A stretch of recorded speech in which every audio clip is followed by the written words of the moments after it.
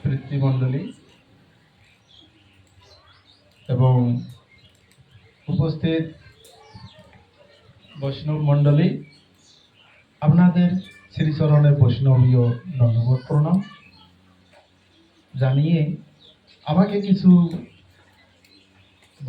ভাগবতী কথা বলার জন্য আমাকে প্রভুরা অনুরোধ করেছেন। আসলে আমি ভাগবতী কথা বলার তাই শুধুমাত্র একটা বলার চেষ্টা করব, এর বেশি কিছু আমার পক্ষ থেকে বলার ক্ষমতা নেই।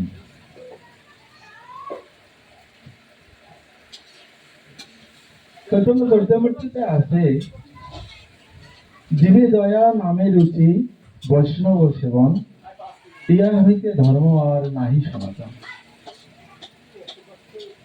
বলছে যে ধর্ম কি?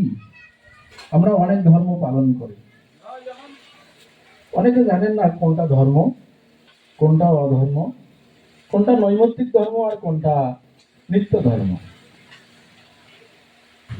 যারা এখানে এই যুবক, এটাই আমাদের মুখ্য কথা। আমরা যা শুনলাম, যা আমরা দেখলাম শুনলাম, তা যদি আমরা জীবনে আচরণে নিয়ে আসি, তাহলে আমাদের প্রকৃত শিক্ষা গ্রহণ করা হইল। আর যদি নিজের জীবনে আয়ত্ত করতে না পারি, তাহলে কিন্তু সেখানে যে লাভ হবে, কিন্তু একবারে শ্রেষ্ঠ লাভটা পাবো না।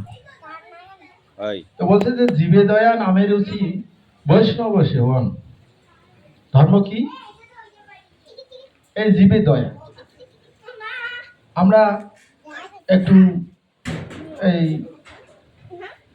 বিভিন্ন পূজা অনুষ্ঠানে যাই, একটু নাচা গাওয়া করলাম, এরকম করে চলে আসলাম। এই ধর্মগুলো হচ্ছে অনেকদিন পর পর আসে না? এক এক দিন, কোনোটা রবিবার, কোনোটা বৃহস্পতিবার, কোনোটা 6 মাস পর, কোনোটা বছর পর আসে। এগুলা হচ্ছে নৈমিত্তিক ধর্ম। এগুলো অনেকদিন পর আসে। আমাদের যেটা করার কর্তব্য, সেটা হচ্ছে নিত্য ধর্ম।